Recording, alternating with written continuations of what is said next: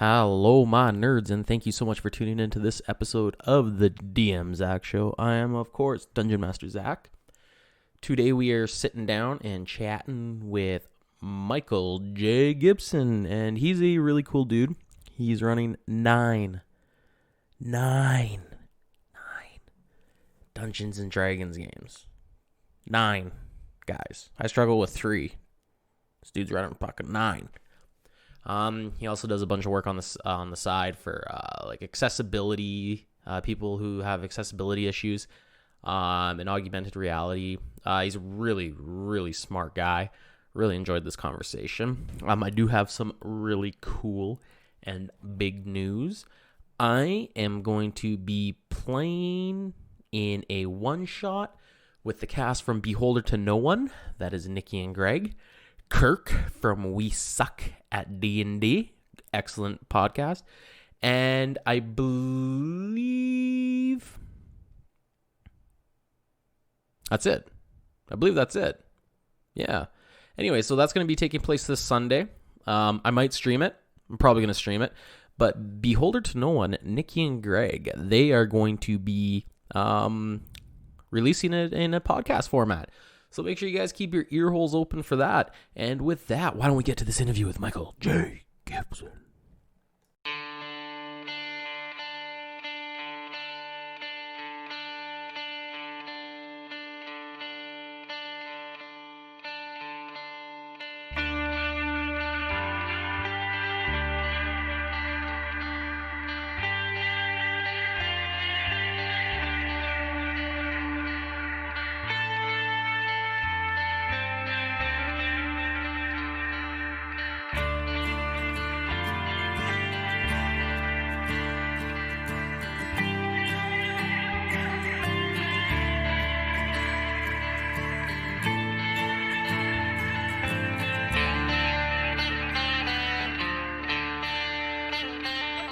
Okay, everyone, thank you so much for tuning into this episode of the Dungeon Master Zack Show. I've got a really, really cool guest with me today, a fella by the name of Michael, who we contacted each other through Twitter, and he agreed to come on the show. And so Michael, why don't you take it away and kind of introduce yourself and tell everyone what you're about? Well, first of all, thanks for having me. I wasn't expecting you to be so enthusiastic to chat with me about what I do. So my name is Michael J Gibson. I am a professional game master for hire. I am a digital marketing professional from the technology and hospitality industries. That during the Corona times, decided that I wanted to actually shift my career into something that fit my sort of like long-term storytelling dreams a little more closely. So it was sort of the perfect time as everyone was at home. They were looking for things to do. So I spooled up a business running games for friends and family. They referred me to additional people. And now I have 9 ongoing campaigns per week. Holy shit. They're so much D&D. Or campaigns, I should say. Yeah, our sessions run about somewhere between 2.5 to 4 hours per session. Our players are on in 4 different countries. So I sort of have tables that run at sort of all hours of the day. And then in between that, my focus is on accessibility, advocacy, and design. So because I came from digital marketing, I did a lot of graphic design, a lot of layout work. And in the technology space, specifically augmented reality with the AR company, I've been the CMO for about 2.5 years now, called Quest. We'd been examining how to make augmented reality games like Pokemon Go more accessible to people with mobility issues. And just that simple question has spiraled into this subset of my career where I do accessibility audits for authors, game designers, software firms, and HR organizations. Wow, that's really cool. So like with it, when you say you make or design games or for people with accessibility issues, like what kind of games are those? Like what are you targeting, quote unquote? So, probably the best example I can give you is we did a recent engagement with Ben and Jerry's and Netflix to promote the new show Space Force with Okay. Steve Carell, Ben Yeah. Schwartz, and Ben and Jerry's was doing a limited release ice cream flavor for that show, sort of a play on astronaut ice cream. Yeah. They wanted to do a sort of retro style in-browser arcade game, and after some back and forth, we eventually settled on a game that is functionally very much like Frogger, but because there was a contest element involved, we realized that people who didn't have as developed fine motor controls, contrast processing issues with vision disabilities, and things like that. People who were using accessible browsers or assistive technologies, they were almost immediately going to be disqualified from being able to take part in this competition. So we went back to Ben and Jerry's, and thankfully they're a marvelously progressive company. Ben and Oh, Jerry have been at the forefront of accessibility fights for decades now. Um, and we that's said, really hey, good to know. That, like, especially in today's day and age, people want to support companies like that, right? yeah, exactly. I mean, like there are very few large companies out there that I would say like you can confidently support like fully, Hmm. and Ben and Jerry's is definitely one of them. So we went to them and said, "Hey, we wanna try a few things. We want to increase. We want a high contrast function. We want a hard of hearing functionality, built-in captioning, accessibility browsers." And we want to basically build this whole second version of the game after we already had it done. And really we should have been doing it from the start. And like I will admit this is like you should always design for accessibility. But thankfully, Ben and Jerry's was really cool and came back and said, "Hey, you know what? Not only are we going to extend your deadline so you can build this stuff in, we are going to just volunteer additional budget for you Oh, to set aside the time to do this for us." And then they siloed the two versions into just a timed version and an untimed version. Nothing else impacts which leaderboard you're on. So, like, you can use any and all of the accessibility functionality, or you can use none of it, and you're all going into the same prize pool. And it was a resounding success. We had something like 500,000 entries by the end of week wow. 3. And keep in mind, this was happening. If you remember when Space Force sort of came out, this was happening during the whole like all the companies were pulling their advertisements from Facebook and Instagram and things like Hmm. that. So Yeah. this was with very very little paid media, and it was just because people appreciated the options. It's not necessarily an accessibility function. It's not a disability function. It's an accessibility function, and people without disabilities can still leverage them. You just don't want to be stressed out while playing Frogger as like a space cadet cow. Just turn off the timer. Like it's no big deal. Yeah, I mean, it's such a simple fucking thing to just throw in anyways, right? Like, it doesn't seem like it was, you just turn off the timer and boom, now you can just hang out and play the game. Yeah, exactly. And that's why I said, I want to acknowledge that even myself as a disabled individual and disability advocate and accessibility advocate, um, it like we never should have gotten to the point where we had a game design document that didn't include that as part of our design ethos. And so like even for us, it's easy to miss. And so part of what I try to do is approach organizations and creators and teach them how to just build it from the ground up, because everybody uses those functions. Like how many people play we were having a little gif back and forth in Discord. We had just a couple cowboys saying howdy. Red Dead Redemption 2 is a great example. Like by default, the captions are on, and most people leave them on. Yeah. It doesn't necessarily break immersion. It doesn't impact the gameplay, but it makes it easier to follow the story. It makes it easier to ensure that you heard something correctly. And yeah, most people tend to use what would be called accessibility options. But if you just put them under a menu that says options, most people will never even notice the difference. It's I watch all my shows now and all my movies with subtitles because I just like I'm getting hard to hear and I can't understand what they're saying half the fucking time anymore. Oh And my like god, yeah. right, so like especially I'm really big into like Peaky Blinders was a good example.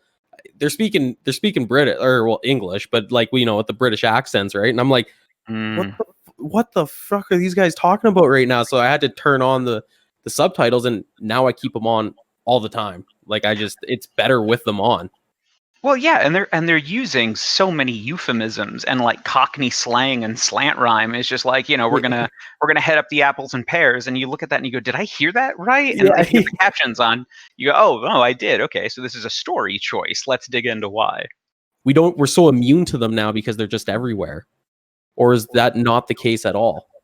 Um, yes and no. So there's a series of digital certification guidelines called WCAG 2.0. And I don't want to get the acronym wrong, so I'm actually going to pull it up because I do not remember it specifically. Oh no, that's an ad. There we go. Yeah, Web Content Accessibility Guidelines. And they're on version 2.1. Their latest revision was in June 2018. And the interesting thing is the WCAG guidelines and standards came from search engine optimization, the search engine optimization industry. So SEO, I'll give like a 10-second summary for your listeners. If you don't know what SEO is, when you go to Google and you type in best pizza near me, depending on how much focus somebody has put into the SEO of their website, their social listings, their digital presence, storefronts, et cetera, Google will weight different results and display different options depending on who you are, where you are, what you're doing, what your previous search history is for.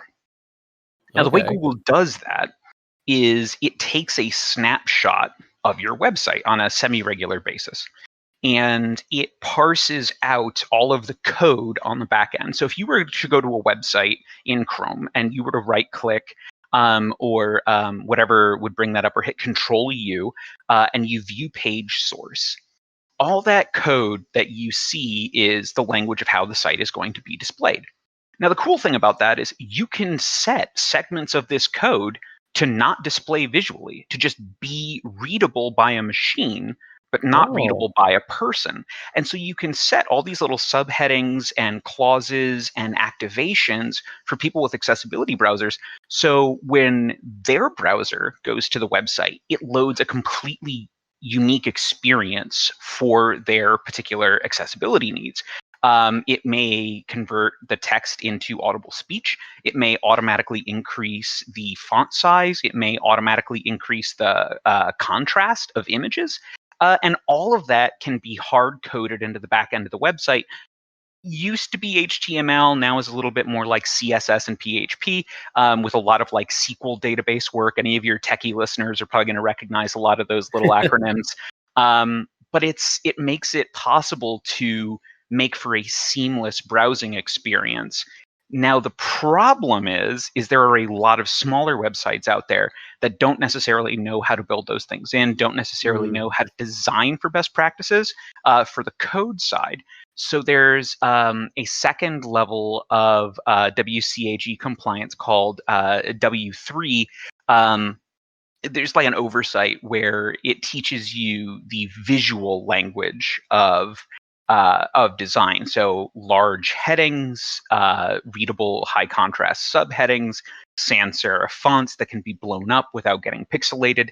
And so you can do both on page and behind the scenes accessibility options for relatively low cost. If you design it that way from the ground up, it adds we've seen maybe a 5 to 7% increase in cost and time of development for websites and applications building these in right from the beginning. holy smokes! That's like that. That's a whole side of computers that I don't even touch. Like all that you just said, just like I understood it to an extent, but I had no idea that could websites could build like had those things in there because I just always use the default You know what I mean? Like I've never really experienced anything like that. So Yeah.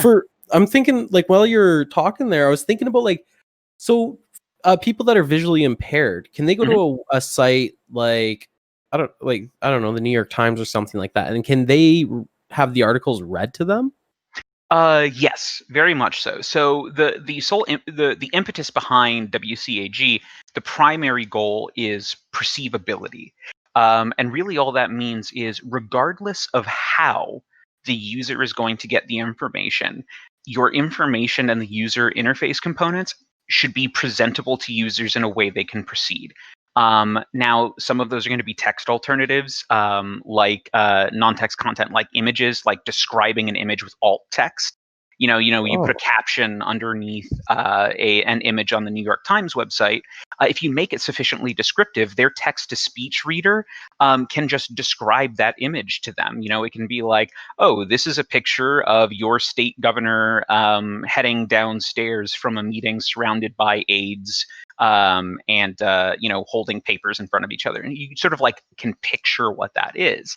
Mhm. And that could be large print for some people who aren't blind but do have other visibility issues. Even braille. There are some devices that will actually do like you remember those toys where like it was a whole bunch of pins and you'd push your hand on it or your face on Oh it and it'd yeah. do an outline. Yeah, there are machines like that that will read the website, and then using a whole bunch of those little pins will actually generate like a quick readout or reusable printout of the page itself. So somebody who does braille Oh. could easily refer to that. Text to speech, I've mentioned a couple times. Symbols is a big one as well. Are universal symbols like the handicap parking symbol. That's a universal symbol. Restrooms tend to be universal symbols, though those are sort of being reassessed as we get more into like non-gendered bathrooms and things.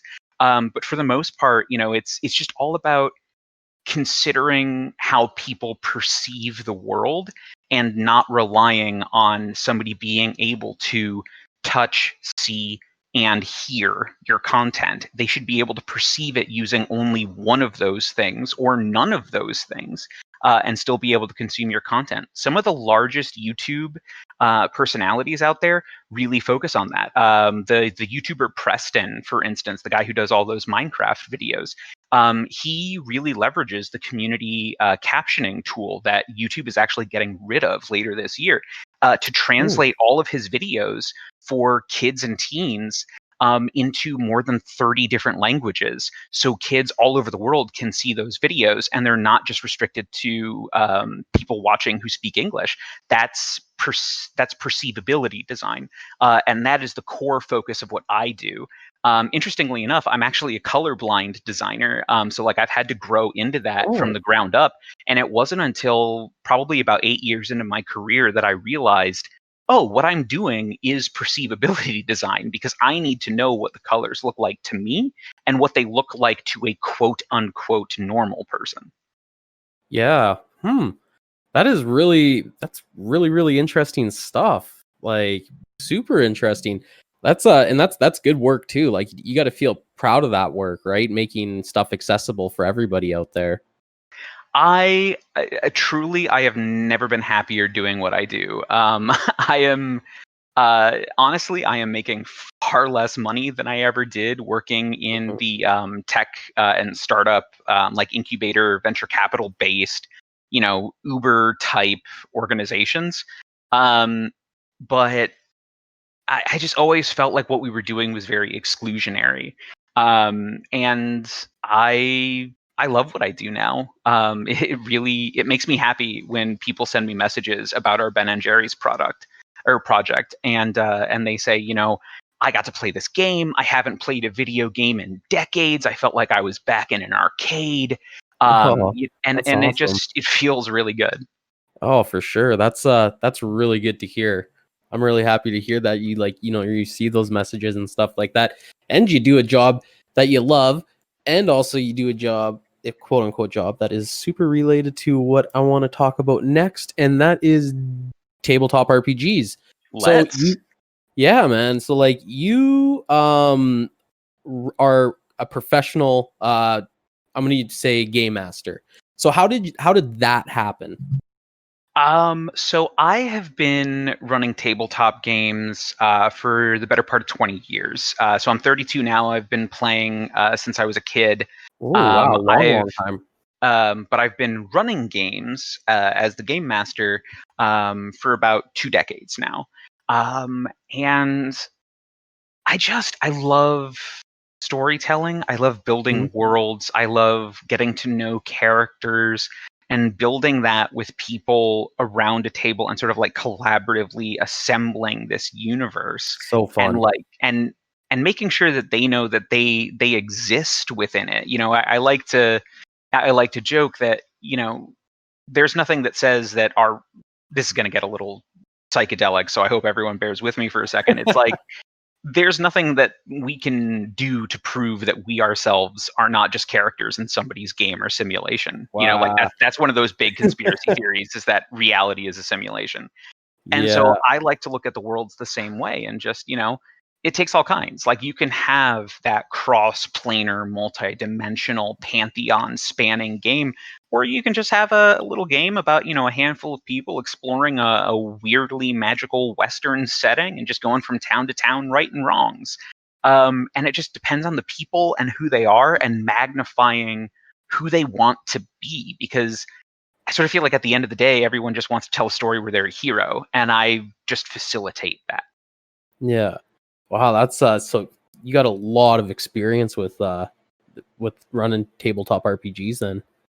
Like Yeah, tons. I've built a handful of systems myself, like little homebrews. I've run, oh Lord, the D&D from second all the way to fifth edition, Pathfinder, Rifts, Marvel Heroic, DSiC Custom, Call of Cthulhu, Oh, Shadowrun, I want to play Call of. Rolemaster, like.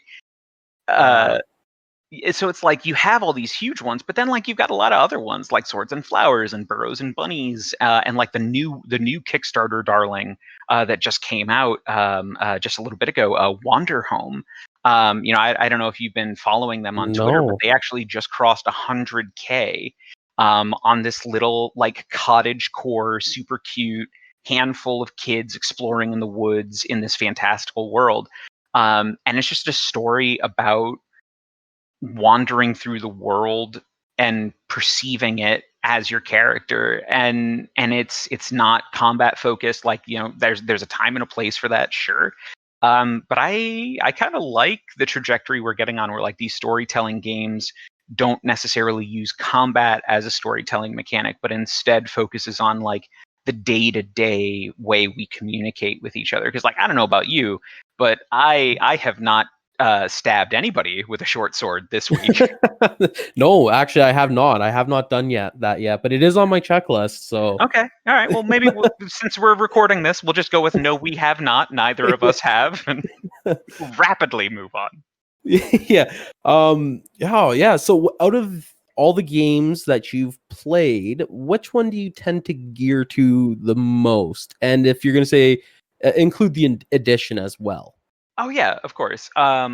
So right now, the system I'm running more than any other is Dungeons and Dragons 5th edition. I think that is sort of the ubiquitous Coke Flagship. or Pepsi, Yeah. yeah. And by and large, that is what people are looking for when they're looking for a professional game master. They're looking for somebody to run a D&D game, either because they watch Stranger Things and they're feeling nostalgic about it, or they want to explore it for the first time. I actually get a lot of inquiries from like small to medium-sized businesses who want to use Dungeons and Dragons as like a team building exercise. Oh, that's a really good idea. I'm surprised that's not really a more popular thing. I have seen a big spike in it since a lot of people went work from home. I think maybe there was a little hesitation to like bring a game master into an office and like play with miniatures and dice on like your conference table. But if you're doing it Uh, at home in front of your computer, it feels less weird. But they still get to play with it and have fun and sort of like learn more about each other. But yeah, D&D 5th edition is far and away the most requested system I have. But I am seeing more people start to request a TTRPG system called Quest. Quest. It is it's from I think Chris Plant. One of the he's an editor. I don't know if he's an editor or a co-creator. But he was one of the co-founders of Polygon. Like he was one of the big backers on this thing called Quest RPG. I think you can find him on Twitter just at Quest RPG, Quest RPG, or adventure.game. And it is an incredibly robust system. They've got player handbooks, they have monster guides, they have spell cards, they have pre-built characters that you can just take right out of the box. Oh, and I'm cool. seeing more and more people start requesting that because a little bit because D&D is starting to show its age. It's starting to show some of its problematic underbelly. And I think that's important to address and be aware of, is that, it has a little bit of a troubled past, and sort of how it deals with stereotyping and appropriation and such. But I think another part of it is that Quest is super cute, it's new, and it lets people feel like they're a little bit ahead of the curve, like they're doing something special. Okay, interesting. Quest. I'm gonna have to check that out. I really want to try Call of Cthulhu. Is one that I really, really want to play. I love Lovecraftian horror, and so but I can't find any. It's hard for me to even find people that want to just take a little bit of a dip away from D&D, which is strange. At least in my group, I haven't really, I guess, outsourced much. I haven't really went and searched online, but yeah, like Call of Cthulhu is one that I want to play. I keep on hearing like I want to try Shadowrun, but I hear Shadowrun's super, like a turn can take forever in Shadowrun, and it's also very number, and like you're rolling for everything, and there's numbers for everything. It is super crunchy. You bet you almost have to be an accountant to play Shadowrun at a full build. Almost every Shadowrun game I've ever run in or run myself as the GM, almost all of them are completely home built, scratch built, home rules, just to speed things up a little bit. Okay. I think the big one that has that motif that's a little bit more a little bit easier, has a lower barrier to entry, is Cyberpunk Red. Okay. And Cyberpunk Red, I think, is the equivalent of D&D 5th edition for cyberpunk gaming. It is easy to pick up. It's easy to find a lot of modules. A ton of people write for it. And it has a super rich lore and backstory that you can dive into and pick and choose from. So, like, if you're looking for a Shadowrun style, I would recommend Cyberpunk. Give that a shot. See if you like that. Then I think have you ever played Starfinder? Is that one? I can't remember. Yes, Starfinder is a sci-fi reskin of Pathfinder. So if you've played Pathfinder, you've pretty much played Starfinder. It's the like the difference between Warhammer Fantasy and Warhammer 40K. That's basically the distinction there. Is like the mechanics are roughly the same. If you've played one, you can very easily jump over to the other.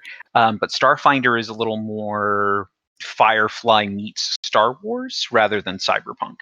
Yeah, I do have an interest in the Cyberpunk and like the sci-fi kind of stuff. I really want to make I'm starting to read Dune, and Whoa. I'm just diving. That is a commitment.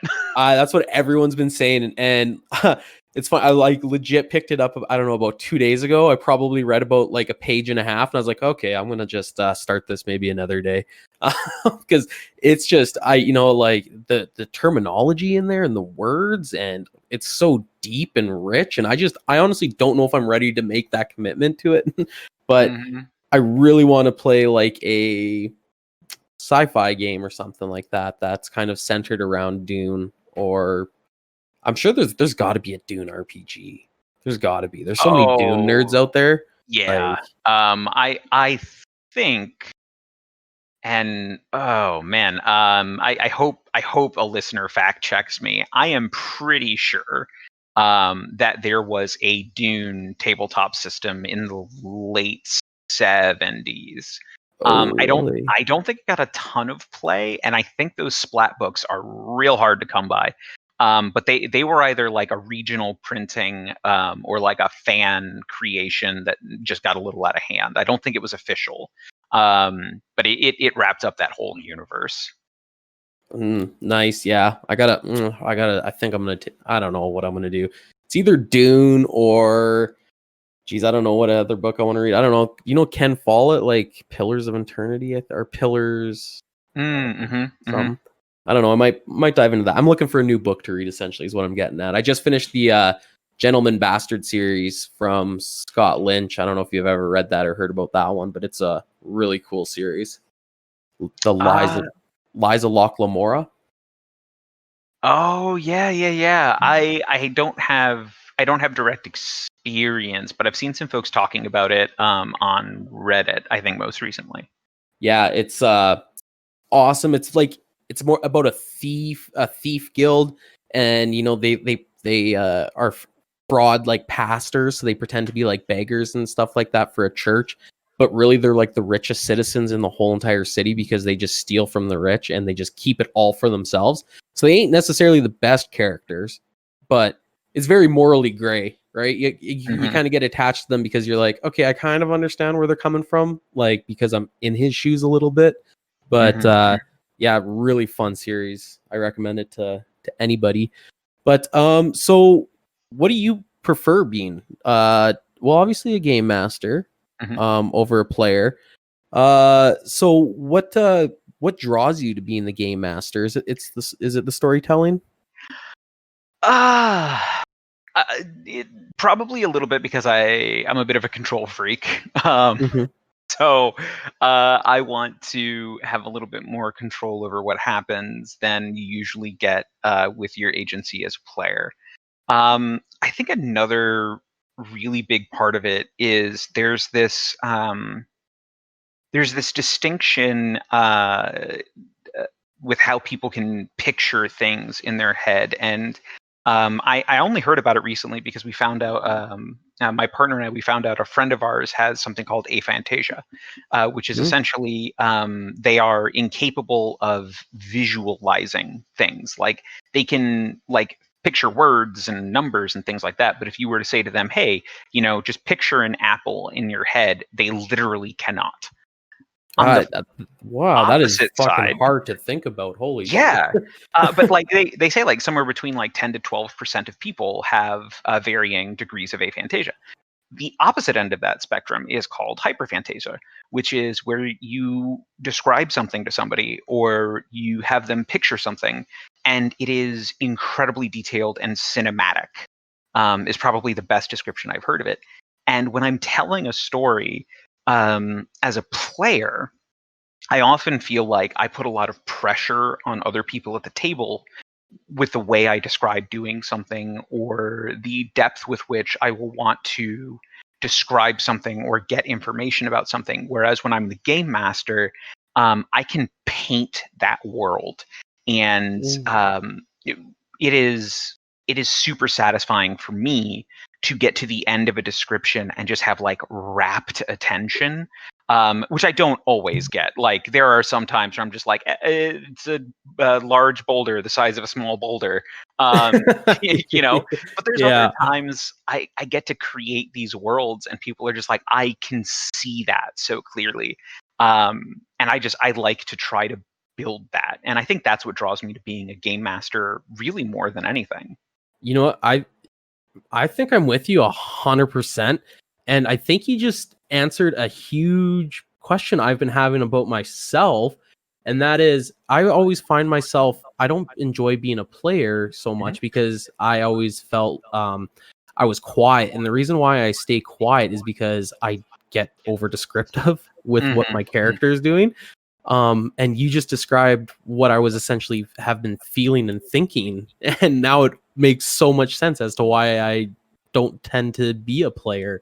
Yeah, because I don't want to put the pressure on the players. Because when I say something, I'm like, when I'm like casting a spell, I'm like, I'm like, for Okay, I'm all gonna you dig guys into that my are gonna component hear pouch and I take out like little a tiny weird pieces of bark, pause right? And I like or look a around at all skip the in other players and I'm like, the audio. okay, now I'm gonna put it in That my is because we mouth ran and like into chew on some the bark, and technical now I like got issues bark skin. with Right? Craig Like, Bot. and so Craig, thank you so much for people doing that. I really I don't know, like appreciate when you I do just that, kinda sometimes they crapping just out stare. halfway I'm through like, the interview. I'm getting Yep, thank way you too for your pumped service, if you're, Craig. and these guys don't want to do that. But luckily, Yeah, Michael over here exactly. came Like, to the not rescue everybody and wants to set hear up the some person stuff, next to and them we're ready to describing rock and roll again. every So, single hand movement while they're casting Michael, a why don't we spell. just But talk for some about reason, when you're the GM and you're you and the fact that describing you're like running the low 9 guttural games, chanting of and the as I just found out, Olithid also making your own lich in maps for front of 9 you, games. So, like, waving his how do you tentacles in the manage air this? in concentric circles and All geometric, right, so like you. honestly, When I you're the think the GM describing that, biggest game changer for me was I used to do this thing where I would develop like a world Bible before I ever started a game, and it was like Ooh. every culture and every pantheon and dozens and dozens and dozens of potential NPCs, and every single village had an NPC list and locations, and I very quickly found out that if I didn't want to railroad my players, they were going to go places that I had still somehow not prepared. Um, They're such so assholes, eh? yeah, it's just like ugh, no battle plan survives first contact with the players. That's all I'm gonna say.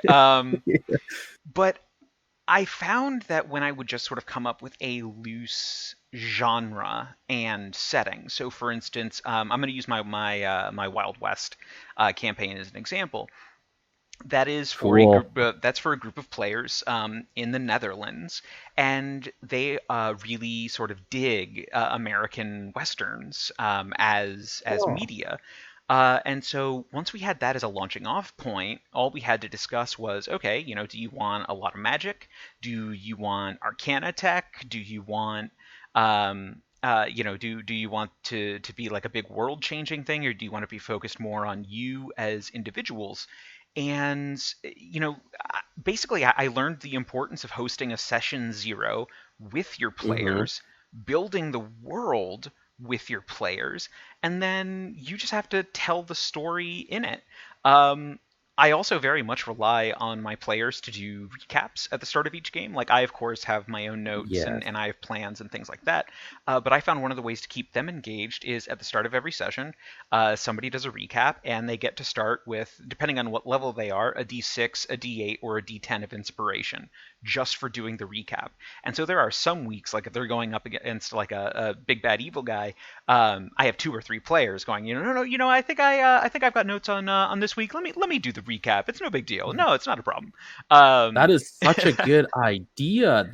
Like rewarding them with the incentive of the dice, right? Like, so how does the dice work quickly? Does it, you just add that to your roll? Yeah, so Okay. it works the same as like bardic inspiration. So you can Okay. add it Yeah. to any roll before you know what the result of it is. So they can add it to damage, they can add it to save, they can add it to an attack roll or an ability check, and so it gives them a lot of versatility on how and when they want to get like a little reward for being a part of the history keeping of the world that we've built together, as opposed to just being a player. Now, I do have a few players, specifically some neurodiverse tables, where recaps tend to get a little bit confusing, and so like I will definitely lean in there and help guide them, or just take over the recap entirely.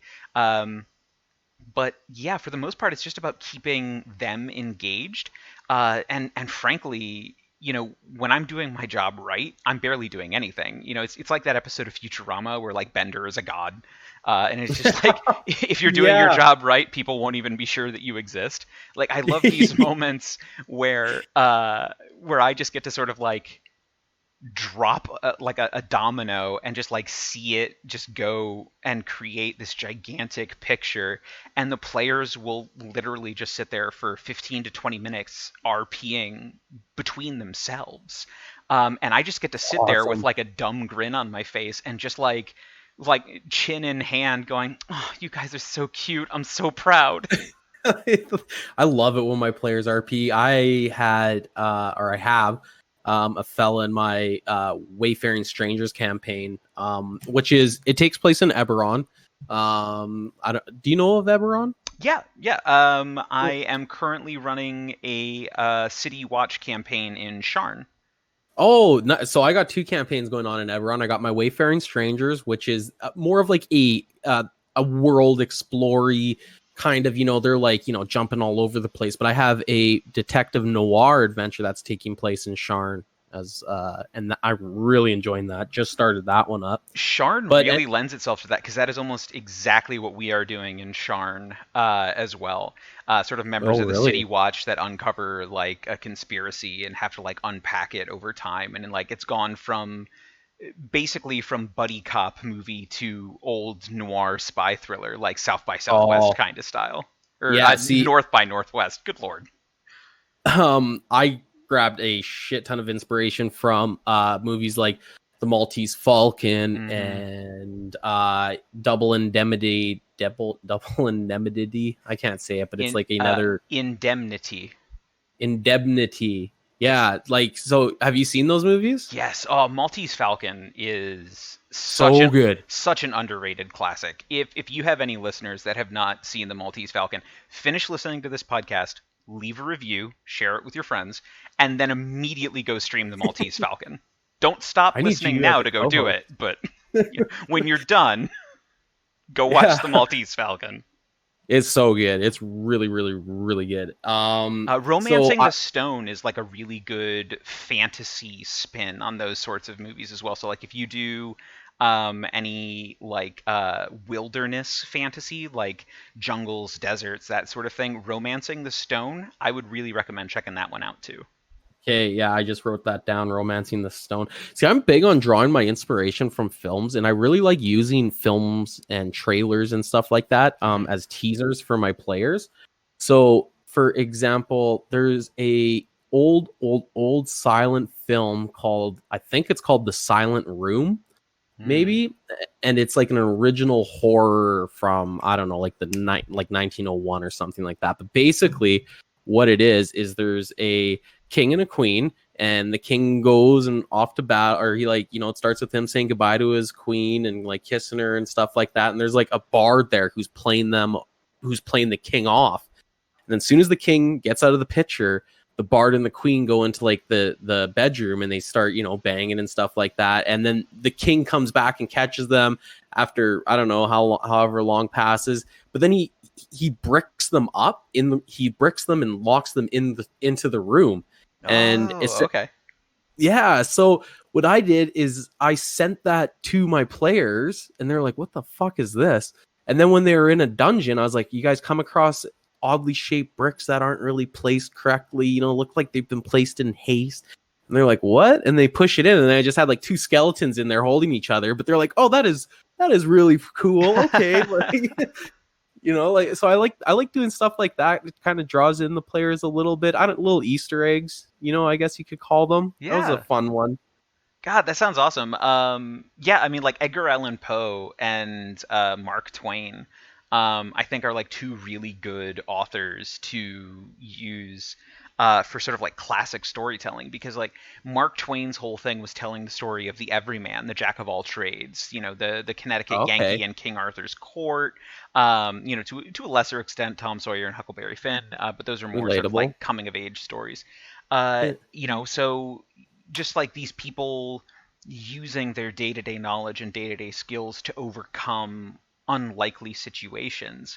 I think A Connecticut Yankee in King Arthur's Court is probably the book that got me into TTRPGs. Because like I was sitting, because I read that book, and I read that book as a kid, and I just kept picturing like what I would do in those situations differently. It's like the big one for me was like, oh, okay, so I'm 9. I don't have a revolver. So if I were in a joust, what would I do? And just sort of like that fantasizing turned into writing, and that writing turned into sharing stories with my friends. And then as we got a little bit older, and sort of spent time with some of the older kids in the neighborhood, and they were playing D&D, I sort of went, oh my god, like we can play a game and tell these stories, and like that was the first steps, as it Oh, were. it's so awesome. It's so awesome just like telling these stories and picturing them and stuff. It's just I love this game so much. Well, I just love tabletop RPGs in general. They're Hmm. just so much fun. The storytelling aspect is what really draws me. And making the world. I love making stuff. It's like in Eberron um I use them as kind of like a baseline, like the supplements and stuff like that. But then I kind of sprinkle on my own little flavor, and I Hmm. really enjoy doing that. Right? Fun it's a fun hobby. Yeah. um, so when you're in two streams, I believe. Yes. So I am currently streaming on Brambleberry Games on Twitch, doing something called the Curse of Strahd Remix. Um, there's another Interesting. professional dungeon master and game designer by the name of Natasha Entz. She is doing very similar work that I am, and she put this semi-competitive ground up retelling of Mists of Barovia. And so there's, I think, 6 tables, 4 players each. What? Each of us plays on a different day, and we're all competing against each other to complete different missions and rumors and such all across Barovia to try to defeat Strahd. Um, and Interesting. Yeah, so she's juggling an intense amount of players in the same world. I have never done anything like what she is doing right now. So Yeah. I would highly recommend people check her out. And she's at twitch.tv/Brambleberry Games. I play Frey or Freneld, a frilled lizard folk cleric, obsessed with like all things artistic and aesthetically pleasing. Oh, He's a cool. he's a cleric of Corellon, was adopted by the elves on the island of Evermeet, and basically learned that good equals pretty, but because he's a lizard, he also did the inverse of pretty equals good. So his challenge in Barovia is, when you look at the world, it's like dour and dreary and gray. But then you go to Strahd von Zarovich's castle and manor, and it's velvet and paintings and candelabras and art, and it's just like, oh no, we should totally ally with this guy. He's the good guy. And so like I sort of throw some wrenches. Um, Yeah. so yeah, that's the Curse of Strahd. The second game I'm in is actually a playtesting stream over on Facebook with a channel called Wholesome Dad Gamer, built to test a new TTRPG system that I'm doing some limited playtesting and promo work and a little bit of writing, called Arium, Arium, which is a two-piece collaborative world-building system. It has a background in like agile project management methodology. If any of your listeners are from like the tech sector, or like healthcare uses agile a lot. Basically, what it is focusing your workload onto specific tasks, identifying the key components, and moving forward with them. And don't waste time on like all of the everything. Just focus in on the things you want to see and then play the game with that. And that is being streamed at Wholesome Dad Gamer as a lead up to the Kickstarter for that project, which should release. So right now, it's sort of the second week in August. It should be live relatively soon. Oh, well, this podcast will probably be coming out somewhere in the week and a half to 2 week range. Okay, yeah, we should be So, up by then, and I invite folks to check out Arium. yeah, that sounds super interesting. So how do you like, man, how much sleep do you get at night, man, with 9 games and playing in two and coming on and doing this interview? Like, how? This Um, is so I maintain a fairly forgiving schedule for myself and my partner. We set aside time to walk our dog 3 times a day.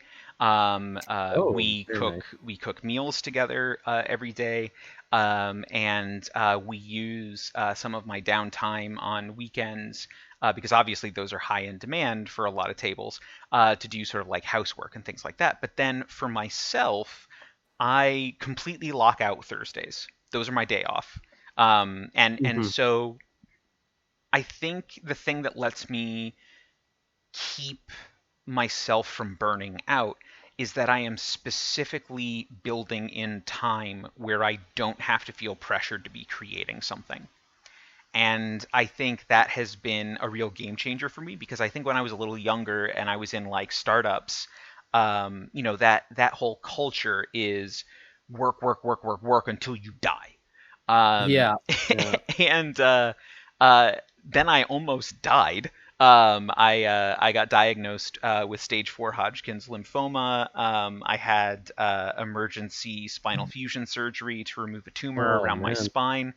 And I sort of got through that recovery period, and I sort of looked at the amount of work that I was trying to do and realized that I was exhausting myself and I'd been ignoring myself and what my body was telling me for so long because I equated productivity with being a good person. Sort of that puritanical, like quintessential American thing of Yeah, work equals good.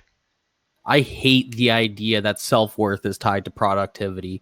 That Yeah. is like the fucking worst thing um I think that there is. And it's funny that you mentioned that you love doing what you do with your accessibilities and running games and Hmm. stuff like that. And I feel that a lot of quote unquote younger people or millennials will say here, I feel like we measure our success and happiness. Like when you say that you love what you do, I'm like, that guy's successful. Like, you know what I mean? He's successful. He loves what he does. Uh-huh. He's got a partner, he's got a dog, he's doing everything that he enjoys. Like that's successful. Yeah. I don't look at the people that have 3 boats and 4 quads and a $14 million mansion or something like that as necessarily successful. It's Hmm. successful in its own right, Hmm.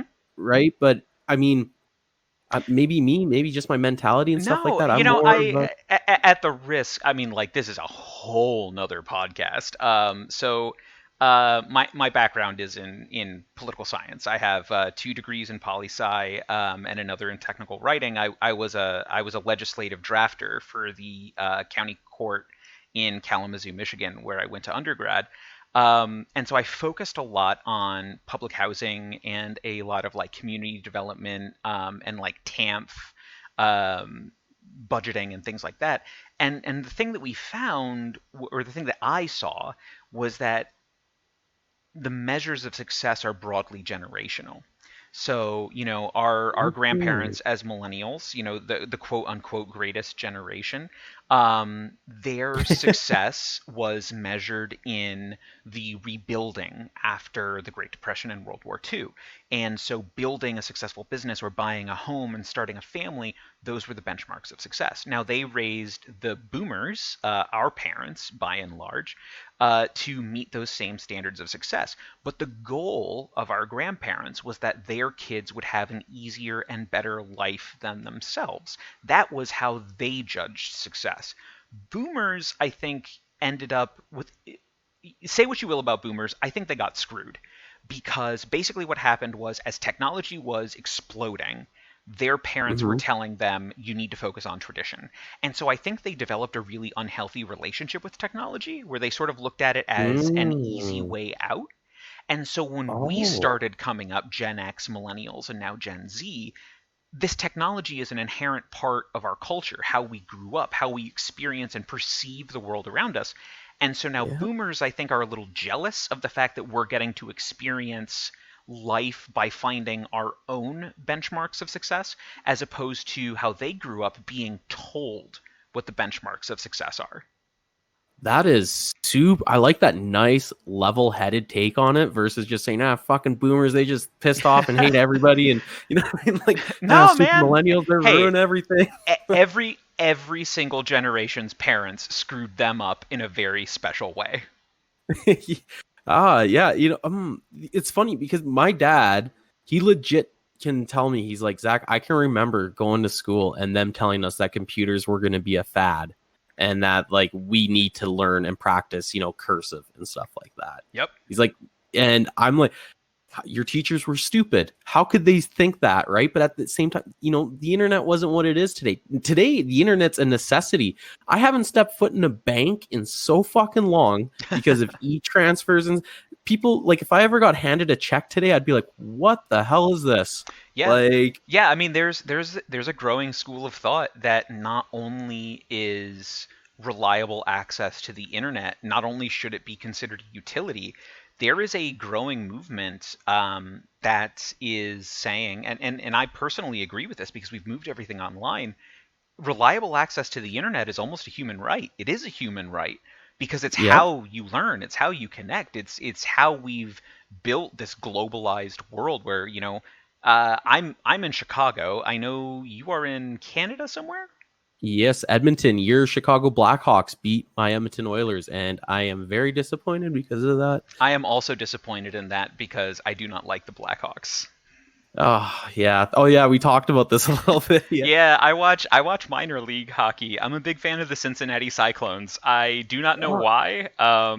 I think I went to a Cyclones game when I was like a kid somehow. And I was just like, this is it. This is the team I'm going to root for my whole life. Cincinnati Cyclones. I'm gonna show all my buddies because we're huge hockey nerds up here. I'm gonna show all my buddies that, and they're gonna be like, "Who the Cincinnati Cyclones?" Like, and I'm like, "Yeah, you like them." Yeah, believe me, I could not name a team they play against other than the Dayton Bombers, and that's because they're like 30 minutes away from each other. And I think that's the game I saw. Oh, that is too funny. Yeah, that's I completely forgot what we were talking about because we started talking about hockey and then I got all flustered because the Oilers are out. But yeah, so 9 game, you make your own maps. Yep. And I do also support a number of Patreons of map creators. Crosshead is probably the one that I use the most.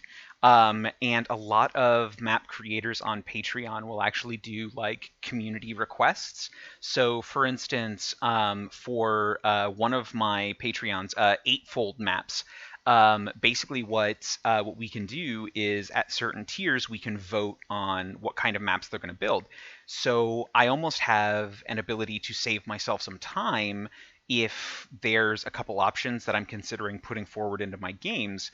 I can request that from these map makers, and then I make sure I call out to my players like, hey, this week the map is provided by such and such. Here's their Patreon. You should definitely check them out. They're doing some really good art.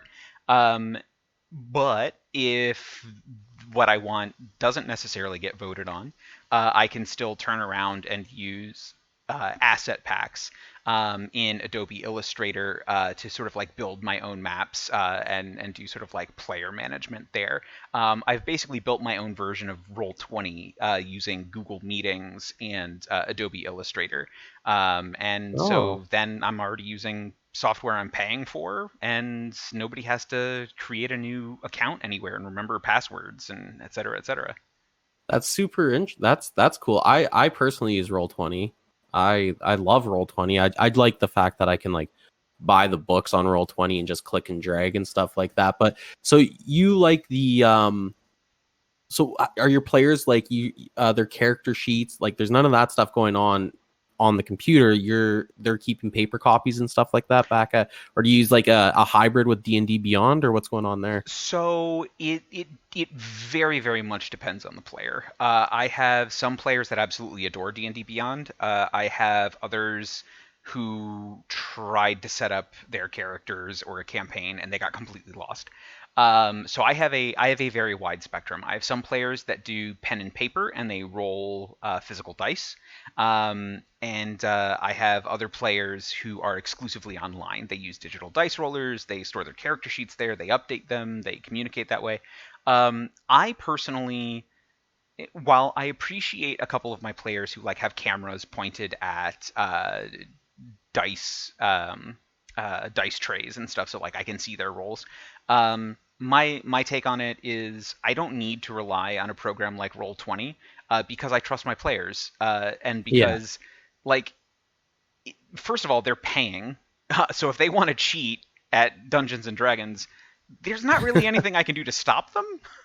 Um, but on the Yeah. flip side, it's also like if they feel like they have to fudge a roll, it is because they are emotionally invested in whatever the result is. And I've asked my players, I've done some anonymous surveys, and there are a couple people who have admitted fudging rolls, and like I don't mind that, because of course, it's anonymous, and so they feel comfortable sharing it.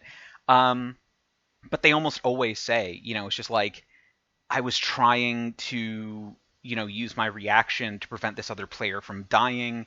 I just didn't want that to happen. I was one off, so I made it a 17 instead of an 18, like those sorts of things. Yeah. And so it's very clear that they're doing it because they're emotionally invested in the story that we're telling together, and I'm kind of okay with that. Yeah. I mean, I would be okay with that too. I agree with you saying with the point that they're emotionally invested in their characters, and I mean that's good. That's good in its own right. Mm-hmm. It's you don't always have not.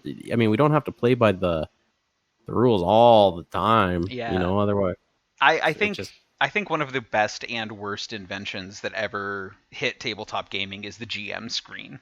This yeah. this idea that there's secrets and it's hidden things, and I've seen people post on r/D&D on Reddit, and they're just like, sometimes I'll just roll a handful of dice behind the screen just to freak my players out. And I'm like, why? Why? What is missing from your story that they're not already like paying attention to what's going on? People have their phones and stuff like that, but at the end of the day, like if they're playing at my tables, and this I think is maybe one of the benefits of being a paid game master than a home game master, or like doing it for friends or family, is they're already incentivized to take part in it. Like if they want hmm to be distracted while they play, that's their incentive. Like they have paid to be there. I am going to run the game while I'm there. Their level of engagement is completely up to them. And, it is my job as the provider of that service to change what I am doing to meet them where they are. And I honestly think, like, as I get closer and closer to like ramping up a couple games just for fun again on top of the paid stuff, I think I'm probably going to take the same track, because as soon as I started looking at myself as one of the players with them, um, I got a lot less frustrated with stories going off the rails, or characters not doing what I thought they were going to, or Yeah. people not paying attention, because it's just like, cool, you do you, and I'm going to do me, and I'm going to tell this story, and I'm going to have a good time. And if you are also having a good time, that's a success. I am not your enemy as the game master. We are in this together. That is a super healthy way to look at it, and I think that's the way that everyone should be looking at this game for sure. Is you are a player with your players. You don't. It's not like GM versus player, or it's not you running the game for your players. It's you playing the game with your players, right? Like Yeah. so. Yeah, that's a really really good point. But when you first started becoming a paid dungeon master, how nervous were you, like getting ready for that first game where you were actually Oh. making some money? Um, Let me tell you, the imposter syndrome is real. Um, you Yeah. know, to basically, I think anyone who tries to monetize a hobby probably suffers a little bit of this. But specifically like streaming creators and TTRPG creators, um, we're essentially finding ways to pay our bills by playing games. And I think a lot of us have been raised to not consider that real work. That hmm it's a pastime, it's a hobby. You should have a quote unquote real job. Um, and so prepping for that first game and looking at the maps that I had planned and the story I wanted to tell and the characters that they were making, I I was very flustered. I was very unsure. I was fudging a lot of dice rolls because like I felt like it was my responsibility to make sure that they felt like big and strong and powerful, because like of course they're going to want an experience like they're playing a video game, because like they've paid to play this game. And it took a little while. It probably took about a month and a half or so before I started getting comfortable just saying, no, these people are paying me to tell these stories with them because they like the stories that we're telling. They're not Oh they're yeah. not paying me because they just, maybe some of them are paying me because they just need somebody to run the game and nobody wants to be the GM. Sure, that happens. But Yeah. the reason they stick around after those first couple sessions, after the first four, which are sort of like the demo sessions, um, is because they're they're into it. They are invested. They feel like they are a part of it. They feel like we are a part of it. And I take a lot of the pressure off. Like I bring the maps. I provide splat books for additional content. So nobody ever has to feel like they have to make an additional outlay of funds. I teach people. I design custom character sheets for some of my neurodiverse players. With ADHD or dysnomia and dyslexia. Because I just want them to be able to focus on playing. Because I feel like so many of us don't spend enough time playing, and so once I started looking at my job as not being a GM, but essentially just facilitating relaxation and facilitating entertainment, my marketing background really came into play, because Oh content yeah. creation and video creation for promos and things like that is all about engaging with people in very short, controlled bursts.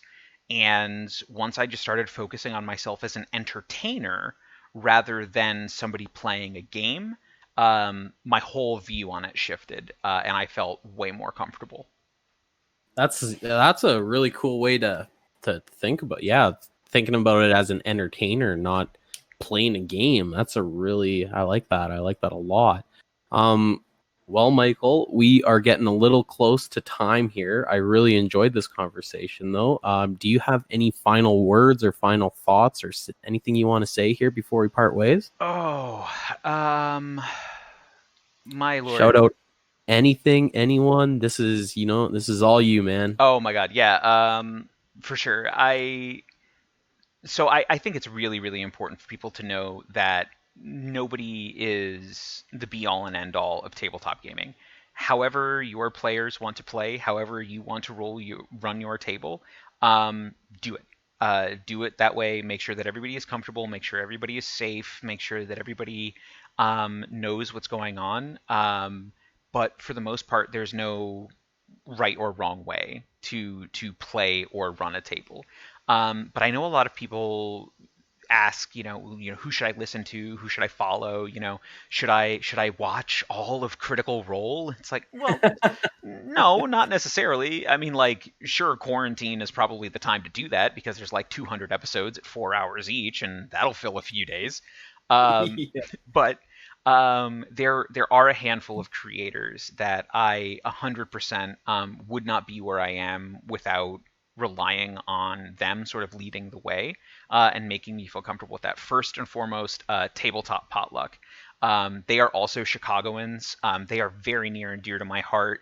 They have worked with me on Quest, the AR platform, that I've been CMO for a while.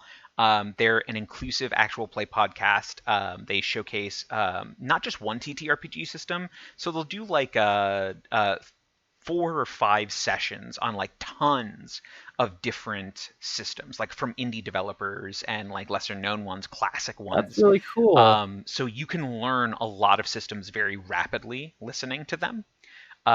They're great.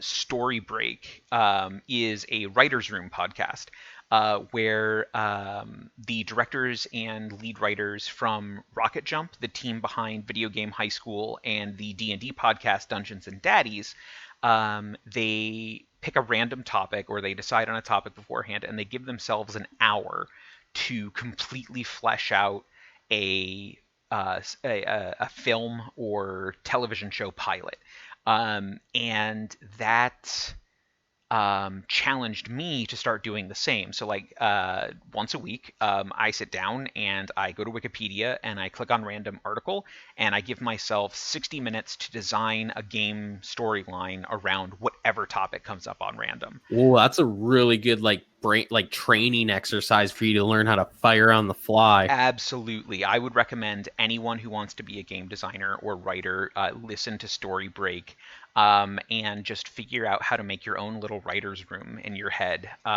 They're amazing. Lastly, on the D&D front, there's a gentleman, I think from Wisconsin. I think he's in Wisconsin, which is basically Diet Canada. By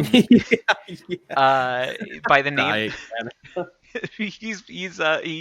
he goes by the handle Trainer Jody on YouTube, and I recently found him via a series he does called D&D Deep Dive, and what he does is he spends several hour-long episodes like really picking apart the individual use cases and mechanics in 5th edition.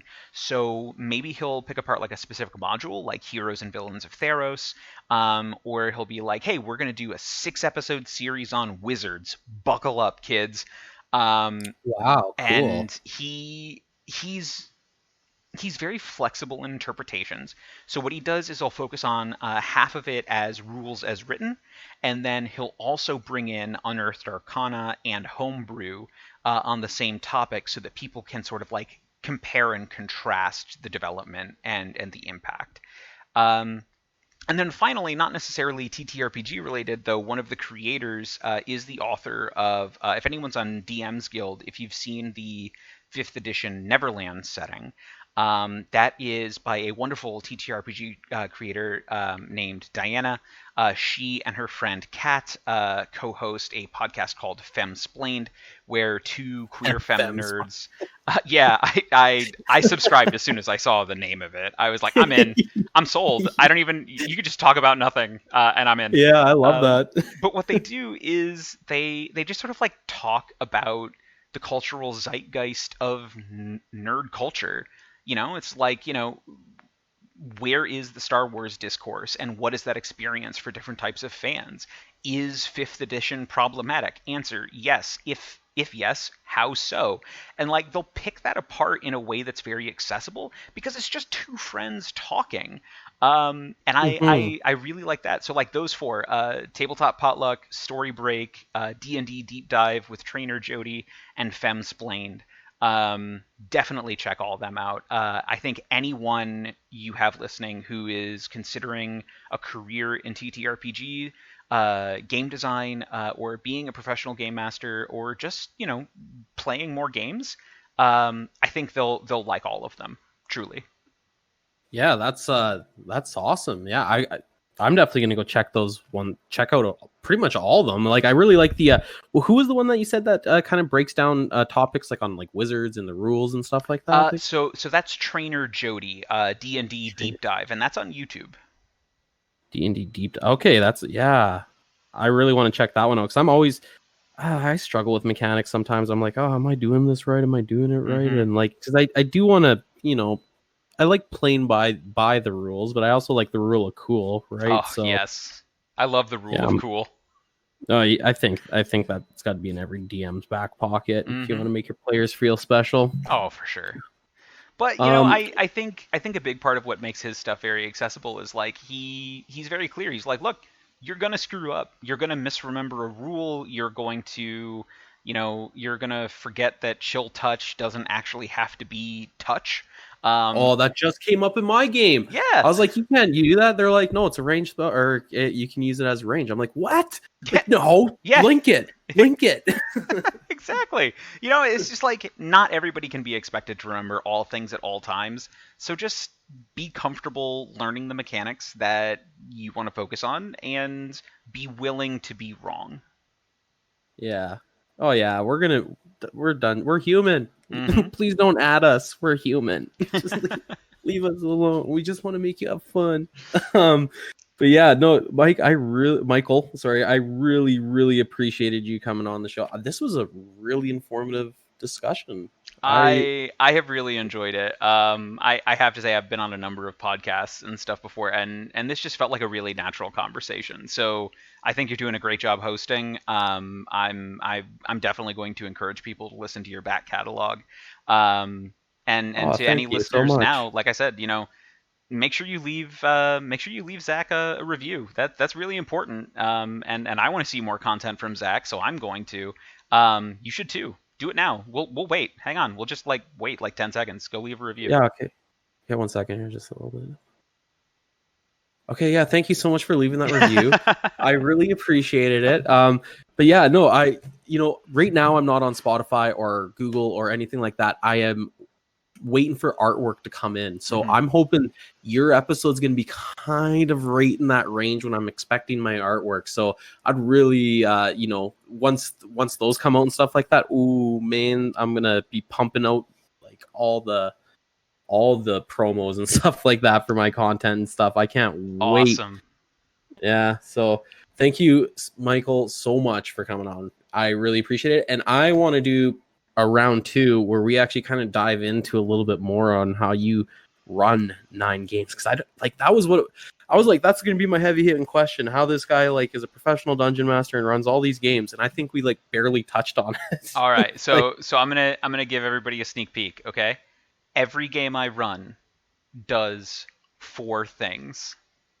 You learn something new. You learn something new about something else you've already heard about. You get to have some character-based downtime, and there's 1 or more combat engagements. Everything else is built around those 4 core pillars. Yeah, you know what? It's funny. I'm trying really hard to run on those same 4 points there. To learn something new. I'd like to learn something new about something that you already know. See, that's something that I don't do, and I feel like that's rewarding for the players because they're seeking knowledge or expanding their knowledge on stuff that they've already done, and that's in itself is really rewarding. Yeah. But I think that's a podcast topic in and of itself. But that's the quick and dirty version. But I would love to come back and dive into that further because it's game changing. Yeah, thanks for cutting me off there, by the way, because I would have totally gone on for another 3 hours. So you're like, yeah, let's get come on. Thank you so much, Michael, for coming on, dude. I really appreciate it. I got to end this thing, otherwise I'm going to keep you here for another fucking 3 days.